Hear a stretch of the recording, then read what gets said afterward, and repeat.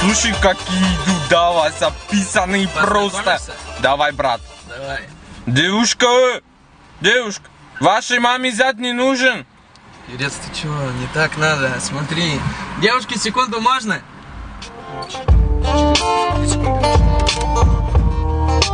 Сейчас.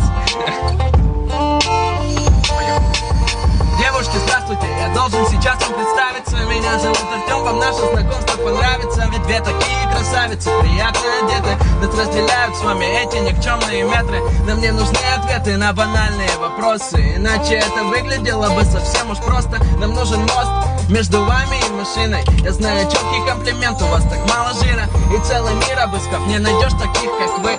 Соблазнительные дамы редкой красоты. Мы еще на вы, но скоро изменим мышление. Я правда стараюсь, поднимаю настроение. Какие же черты лица, какая фигура. Вы словно памятник, южная архитектура. И даже Юра, который придирчивый парень, сейчас вам скажет: девушки в порядке.